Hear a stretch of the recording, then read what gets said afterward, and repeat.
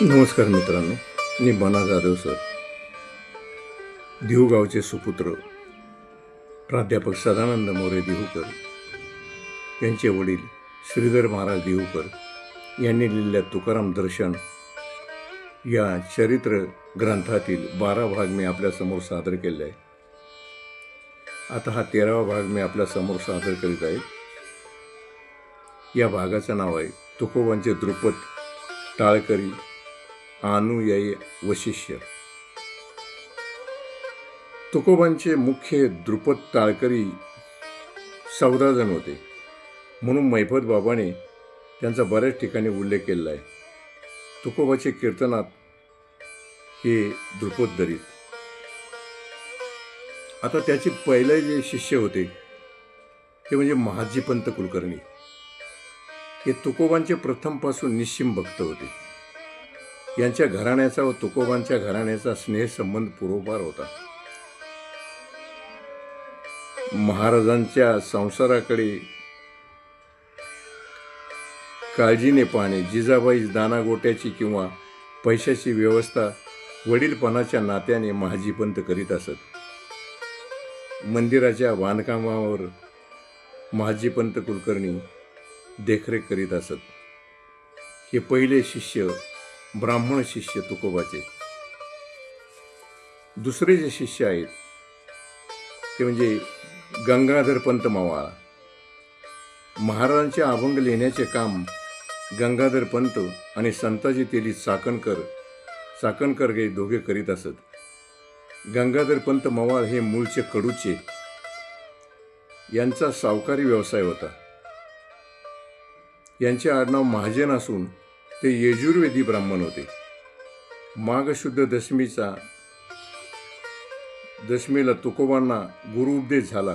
त्या प्रीत्यर्थ गंगाधर पंतांनी कडूस येथे जो 15 दिवसाचा उत्सव सुरू केला आहे तो आज तागायत या ठिकाणी चालू आहे. पालखी, छबिना, भजन वगैरे सोहळा असे कार्य या कडूसमध्ये प्रत्येक वर्षी 15 दिवस हा उत्सव चालतो. गंगाधरपंत मवाळ यांचं तळेगाव दाभाडे येथे सुद्धा एक दुकान होते. एकदा असे घडले, गंगाधरपंतांची म्हैस चुकली आणि ते कडूस मार्गे शेलोआसखेड मार्गे कडूसवरून भामचंद्र डोंगरावर आले. तिथे तुकोबा ध्यानस्थ बसले होते. तुकोबांना पाहिल्यावर गंगाधरपंत मवाळ म्हणाले, हो महाराज, इथं माझी एक म्हैस चुकली, तुम्ही पाहिली हो. महाराज म्हणाले, जा तू घरी, तुझ्या गोठ्यामध्ये ती बांधलेली आहे. गंगाधरपंत कडूसला गेले आणि पाहत होते त्यांची ती म्हैस त्या गोठ्यामध्ये होती. तुकोबाच्या वाणीमध्ये एवढा भव्य चमत्कार पाहून ते तुकोबाच्या सानिध्यात येण्यास उत्सुक झाले. त्यांनी मोठा स्वयंपाक केला आणि दुसऱ्या दिवशी भामचंद्र डोंगरावर येऊन त्यांनी दोघांनी आणि त्यांचे काही मित्रमंडळी यांनी तिथं त्याचा आस्वाद घेतला. गंगाधरपंत महाजन आडनाव, पण ते शांत असल्यामुळे तुकोबा त्यांना मवाळ म्हणायचे, म्हणून त्यांचं नाव गंगाधरपंत मवाळ असे पडले. तिसरे जे 14 टाळकऱ्यामध्ये जे आहेत ते म्हणजे संताजी जगनाडे तेली. तुकोबाच्या कीर्तनात गंगाधरपंत मवाळ व संताजी हे द्रुपदे धरायचे मागच्या बाजूला आणि प्रेम भराने नाचणारे व मंजूळ स्वराने ठेका धरणारे दोघे होते. या संताजीचं आडनाव सोनवणे असे होते. ते चाकणचे राहणारे. संताजीचा पुत्र बाळाजी याचे वंशज तळेगाव दाभाडे येथे आहेत. तुकोबाच्या अभंगाच्या संताजीच्या हातच्या वयात तळेगाव येथे आहे. तुकोबाच्या वैकुंठ गमनानंतर बऱ्याच वर्षांनी संताजीचे निधन झाले. त्याला मुठमाती द्यायला तुकोबा आले होते. त्या दोघांनी आणाभाका घेतल्या होत्या. मी गेलो तर तू येशील माझ्या मुठमातीला, तू गेला तर तुझ्या मुठमातीला मी येईल. तुकोबा अगोदरच गेले आणि संताजी नंतर गेले. त्या सुदुंबरेकरांनी संताजीचं प्रेत केली समाजात गाडतात ते गाडायला लागले, पण ते मुंडकं काही खाली जमिनीमध्ये जाईना. त्यावेळेस स्वतः तुकोबा संताजीला मूठमाती द्यायला सुदुंबऱ्यामध्ये आले होते. सुदुंबऱ्यामध्ये संताजीचा मोठा उत्सव भरत असतो. संताजीला त्यांनी शब्द दिला होता, तो तुकोबांनी पूर्ण केला. शब्द असा होता, मी आता अगोदर मी सांगितलं की तू गेला तर मी तुझ्यासाठी येईल, तू गेला तर मी तुझ्यासाठी येईल. त्यावेळी त्यांचा मुलगा बाळाजी याला त्यांनी 13 अभंग दिले. त्यातील एक अभंग आपल्यासमोर मी सादर करत आहे.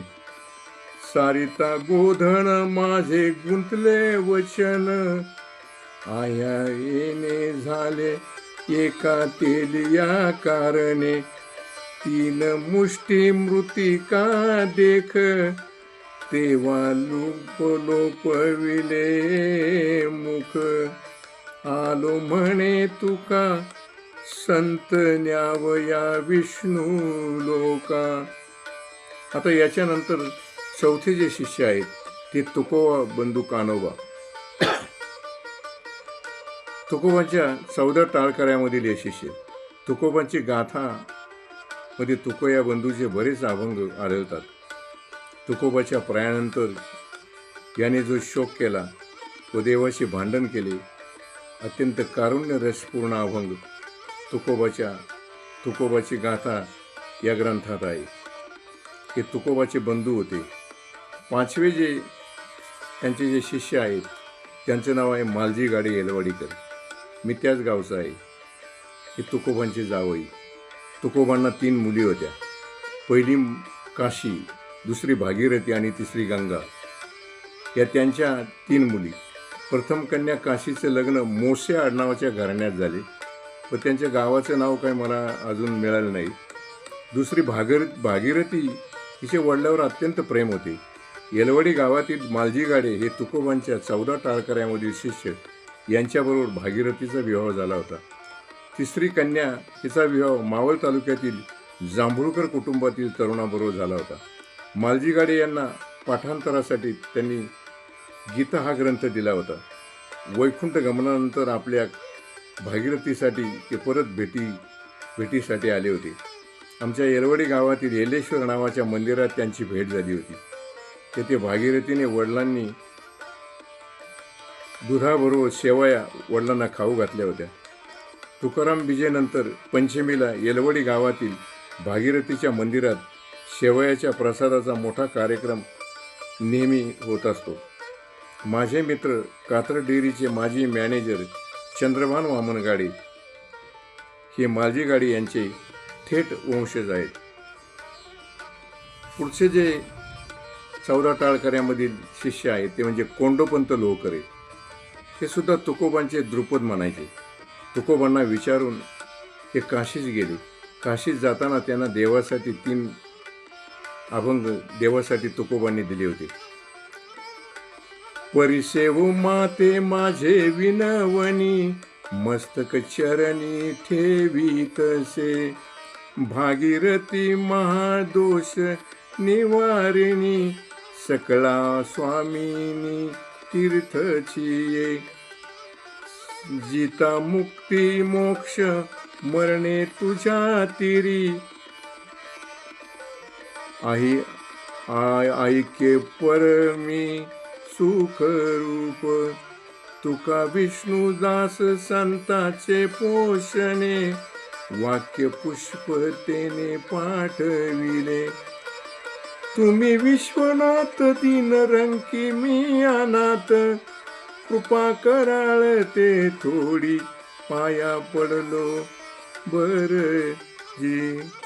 बराजी, काय उणे तुम्हा पाशी मी तो अल्पशी संतोषी, तुका म्हणे देवा काही भातुके पाठवा. तिसरा पण पिंड पदावरी दिला पुलिये करी, माझे झाले गया वर्जन, फिरले पितांबराचे ऋण, केले कर्मांतर, बोंब मारिली हरिहरण, तुका म्हणे माझे भार उतरले ओझे. या 3 अभंगात भागीरथी, काशी विश्वेश्वर व विष्णुपद याच तुकोबांनी प्रार्थना केली. कोंडोपंतांनी तेथे चातुर्मास केला व यात्रा करून ते तुकोबांना भेटले व यात्रेतील सर्व वृत्तांत तुकोबांना सांगितला. मित्रांनो, पुढचे जे त्यांचे 14 टाळकऱ्यातील शिष्य आहे ते वेळेअभावी हा एपिसोड मी इथं संपवतो आणि पुढच्या एपिसोडमध्ये त्यांची माहिती देतो. तरी मित्रांनो, माझ्या या चॅनलला सबस्क्राईब करा, शेअर करा आणि लाईक करा. धन्य तुकोबा समर्थ समर्थ, त्याने केला हा पुरुषार्थ, त्यानं केला हा पुरुषार्थ. नमस्कार. रामकृष्ण हरी.